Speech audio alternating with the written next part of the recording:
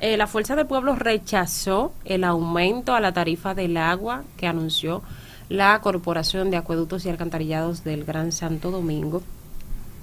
Y es que ellos consideran esta medida injusta, inoportuna y socialmente insensible en un contexto marcado por el alto costo de la vida y la pérdida del poder adquisitivo de los hogares.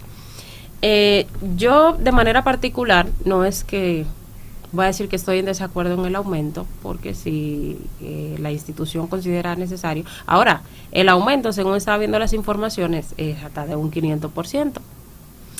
Pero a donde yo voy es que la CAS no tiene las condiciones para aumentar ninguna tarifa de agua en su momento, cuando hay sectores que el agua ni siquiera llega, como el caso de los Tres Brazos. En los Tres Brazos hay comunidades que no recuerdan la última vez que le llegó el agua. En otras, hace meses. Y la gente tiene que subsistir comprando camiones de agua o con agua de pozo, como la mayoría de la gente en esa comunidad, en ese sector, se mantiene. Pero así en otras localidades del Gran Santo Domingo. Agua de pozo no, y de agua soterrada. Esa misma, ellos hacen un pozo, agua soterrada. No, porque no es pozo, es una agua que viene del subsuelo. Entonces, yo entiendo que no están las condiciones. Entonces también donde llega el agua, la desperdician. Porque hay tuberías rotas, porque la población no tiene conciencia. Sí, donde se desperdicia, sí, la gente la vota por melaganariamente así, sí, deberían aumentar las tarifas. Claro, porque debe haber régimen de consecuencias, ¿no? Para la irresponsabilidad de la sociedad, porque como digo una cosa, digo la otra. Yo creo que, mi estimada Lidia, que eso debe ser universal. Lamentablemente, estamos hablando que el 90% de la gente no paga el agua, y sin agua nosotros no podemos vivir. Por ejemplo, yo tenía situaciones con un vecino que él paga su luz salomónicamente y nosotros pagábamos, y el agua cada uno le toca un mes, y el vecino nunca se acordaba de pagar el agua, y yo casi cometo la indelicadeza de ir a sacar, porque somos 4 viviendas en la casa, y saquemos cada uno un contrato, que yo no puedo estar pendiente a que el otro se acuerde. Suerte que uno de los vecinos me bajó, pero por ejemplo, yo pago 525 pesos de agua. Si la factura del agua se cobra con la factura de la luz. Tú pagas de la luz del agua, No, del agua. Del agua. El contador de la bomba que tú la pagas. Del agua. Ellos tienen un medidor. Si la factura del agua se lograra fusionar con la factura eléctrica, que sí, ya hay cultura de pago, entonces lo que se debe es masificar el cobro y reducir la factura. 525 pesos no es nada, eso uno lo paga. Pero por ejemplo, pero siempre cuando tú tengas un servicio que te funcione. Yo tengo Sinterna. Segundo, a mí nunca me ha faltado el agua.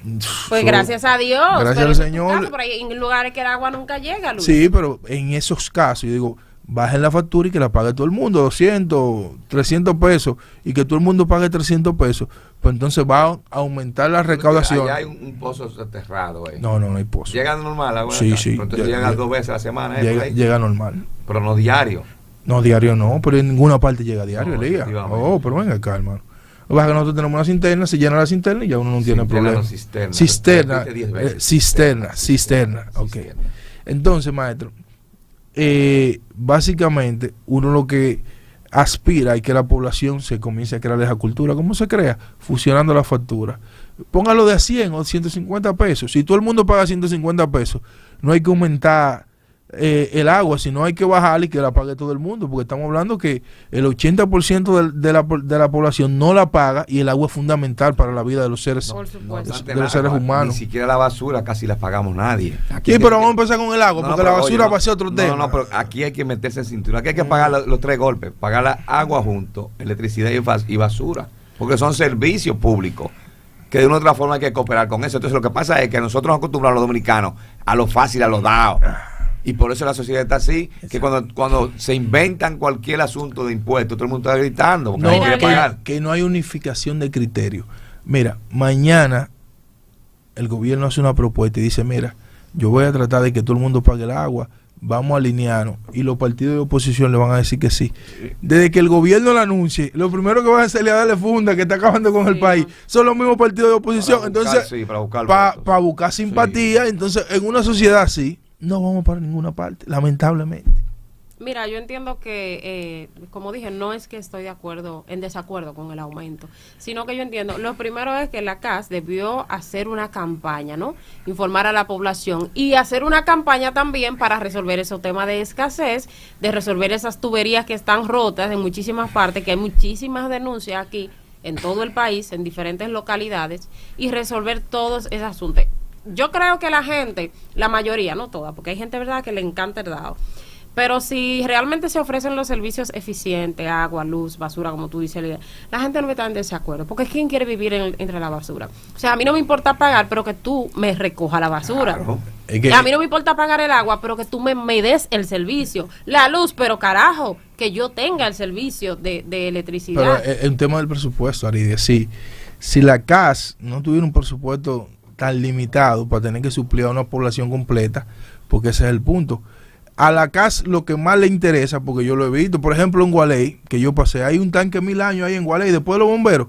Cuando tú bajas ese tanque, sí, ellos agarraron y se buscaron un dinero, quitaron la malla ciclónica y lo construyeron de blog el límite y pintan el tanque, 15 millones se perdieron ahí del Estado. O sea, a los políticos les funciona que hagan ese tipo de infraestructura para poder generarle beneficio a la gente, a los empresarios que le invierten en la campaña, pero el presupuesto es limitado, y como es limitado, ellos se enfocan en la obra que pueden sacarle beneficio a ellos y que pueden tener más impacto. Eso es lo que veo desde afuera. Tú sabes también cuáles otras denuncias uno ha recibido, Luis, de que como con ese tema del agua, en los barrios, en las comunidades, quienes la controlan son empleados de la CAS, ¿verdad?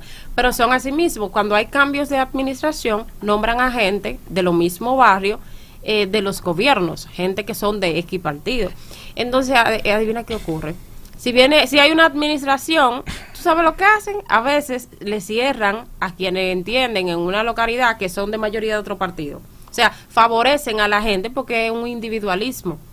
Una cosa que es un servicio generalizado que no tiene nada que ver con bandería política, pero lo hacen. No hay institucionalidad, y eso, por ejemplo, ahí en los terrenos que invadieron por San Isidro, hay un señor ahí que tiene una ferretería, yo lo comentaba el otro día, él agarra y creó un pozo, ahí nadie tiene agua, han creado casa a su suerte ahí, y cada individuo de ahí que viven como 200, 300 familias, tienen que darle 500 pesos mensual por el agua. Él le conecta el agua, y ahí él es la CAS, como están en Punta Cana, privatizado la luz y todo por allá, así mismo es él ahí. Pero no solo ahí, eso pasa también en San Luis, hay localidades así, y aquí en muchísimos lugares, porque, Dios mío, es que en ese país hay un desorden, porque las instituciones no trabajan en conjunto. Ustedes saben que aquí hay demasiados asentamientos irregulares. Ahora con el tema de la titulación, el gobierno como que está tratando ¿verdad?, de organizar un poco la gente, pero aquí hay demasiados asentamientos que no cuentan con las más mínimas condiciones